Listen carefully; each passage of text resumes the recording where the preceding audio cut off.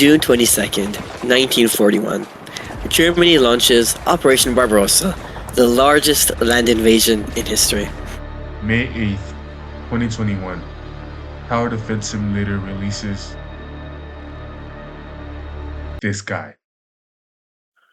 So, who wins? First, we need to understand what Toxic Gunner is actually up against. Operation Barbarossa involved more than 3 million German soldiers invading the Soviet Union across a front stretching thousands of kilometers. The invasion was divided into three main advances. Army Group North pushed towards Leningrad, Army Group Center towards Moscow, and Army Group South into Ukraine and eventually Stalingrad. And initially, it worked really well. German armored formations broke through Soviet defenses and advanced hundreds of kilometers into Soviet territory. Entire Soviet armies were surrounded, and Germany captured enormous amounts of territory within months.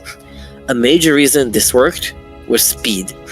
The Germans needed their armored spearheads to break through Soviet lines, advance rapidly, and surround Soviet forces before they could reorganize.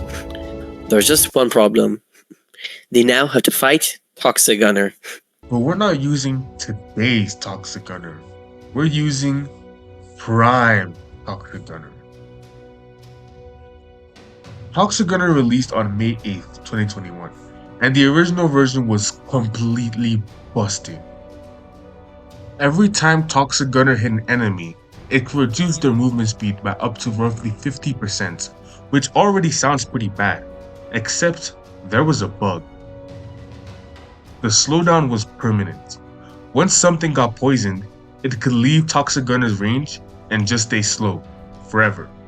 And because we're specifically using the May to early July 2021 version, there was another problem. Major bosses weren't immune. So for the purposes of this completely legitimate military analysis, we're assuming German tanks don't have the major boss attribute. So, could Prime Toxic Gunner actually stop Operation Barbarossa? Surprisingly, he's almost perfectly designed to counter one of Germany's biggest advantages: speed. Germany's armored formations relied on rapidly breaking through Soviet defenses, advancing deep into Soviet territory, and surrounding Soviet armies before they could reorganize. But even historically, those armored formations could advance faster than their infantry and supplies could keep up. And Germany's logistics were already one of the invasion's biggest weaknesses. As German forces pushed further and further into the Soviet Union, their supply lines became increasingly stretched. So permanently slowing vehicles, supplies, or troops would make an already serious problem even worse. There is, however, one slight problem. Operation Barbarossa took place across a front stretching thousands of kilometers, and Toxic Gunner is just one guy. Yeah, he's cooked. Germany could simply advance through the thousands of kilometers where Toxic Gunner isn't standing. And there's another problem. The Luftwaffe. Toxic Gunner doesn't have flying detection.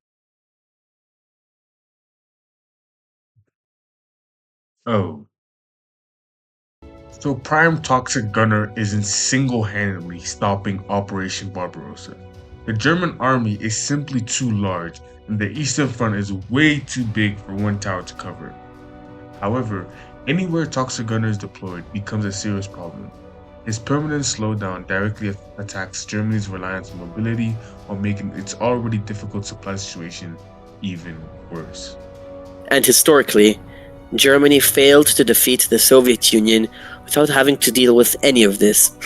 So, could Toxic Gunner single-handedly defend the Soviet Union? No. But could he make Operation Barbarossa significantly more miserable? Absolutely. Toxic Gunner, supportive.